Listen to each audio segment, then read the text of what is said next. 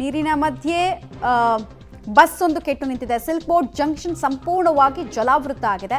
30 ಪ್ರಯಾಣಿಕರಿದ್ದಂತಹ bus ನೀರಿನಲ್ಲಿ ಸಿಲುಕಿ ಕೆಟ್ಟು ನಿಂತಿರುವಂತಹ ದೃಶ್ಯ. ಡ್ರೈವರ್ ಸೀಟ್ ಮೂಲಕ ಗರ್ಭಿಣಿ ಮತ್ತು ಪ್ರಯಾಣಿಕರ ರಕ್ಷಣೆ ಆಗಿದೆಯಂತೆ. ನೋಡಿ ಎಷ್ಟು ಅಪಾಯಕಾರಿ ಸನ್ನಿವೇಶ ಕೂಡ ಸೃಷ್ಟಿಯಾಗಿದೆ ನೋಡ್ತಾ ಇದ್ದ ಹಾಗೆ ಅಂತ.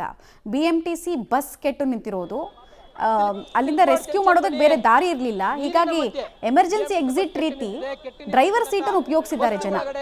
ಪ್ರಯಾಣಿಕರು ಸಿಲುಕೊಂಡಿರುವಂಥದ್ದು, ಅವರನ್ನ ರಕ್ಷಣೆ ಮಾಡುವಂಥ ಕೆಲಸ ಈಗ BMTC ಸಿಬ್ಬಂದಿ ಮಾಡ್ತಾ ಇದ್ದಾರೆ.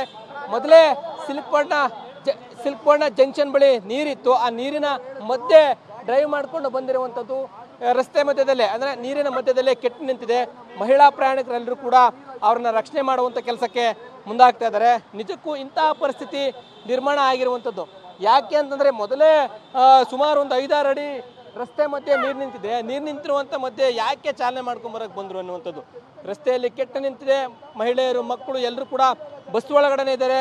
ಬಸ್ ಒಳಗಡೆ ಇರ್ತಕ್ಕಂಥ ಪ್ರಯಾಣಿಕರನ್ನ ಅರಸಾಹಸದಿಂದ ಯಾವ ರೀತಿಯಲ್ಲಿ ರಕ್ಷಣೆ ಮಾಡ್ತಿದ್ದಾರೆ ಅಂತ ಗಮನಿಸಬಹುದಾಗಿದೆ. ಇಂತಹ ಪರಿಸ್ಥಿತಿ ಬೇಕಿತ್ತ ಎನ್ನುವಂತಹ ಪ್ರಶ್ನೆ ಮೂಡುತ್ತೆ.